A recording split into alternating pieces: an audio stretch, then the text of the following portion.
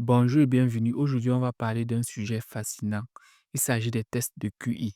Vous avez sûrement entendu parler de ces fameux scores qui mesurent l'intelligence. Mais avant de vous montrer comment passer le test, on va d'abord définir ce que c'est qu'un test de QI.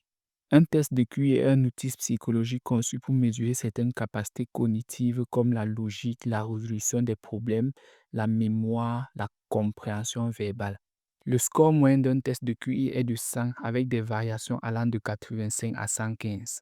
Au-delà de 130, on parle de surdoué et en dessous de 70, on parle de déficience intellectuelle. En comparaison, l'homme considéré comme le plus intelligent du monde, Terence Tao, a un QI de 225 et Albert Einstein avait un QI estimé à 160.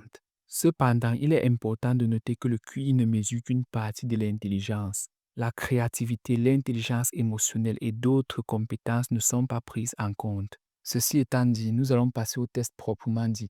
On va se rendre sur Mensa qui est reconnu mondialement pour ses tests standardisés et rigoureux.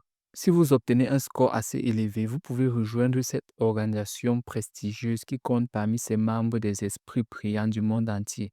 Vous pouvez passer des tests supervisés dans plusieurs pays et Mensa propose également un test en ligne pour avoir une idée de votre niveau.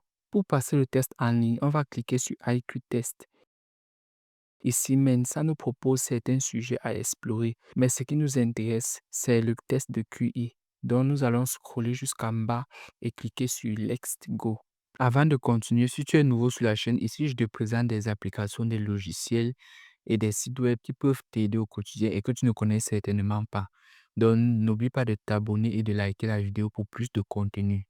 Plus bas, Mensa nous donne certaines informations sur le test et on doit choisir notre tranche d'âge. Après cette étape, nous commençons le test. Là, nous avons l'exercice E et le but consiste à choisir parmi les propositions A, B, C, D, ci-dessous, celle qui correspond à la case vie. Si vous voulez que je fasse une vidéo dans laquelle je passe mon propre test de QI tout en expliquant comment les tests de QI fonctionnent, écrivez juste QI en commentaire. Après avoir fini le test, Mensa vous donne votre résultat.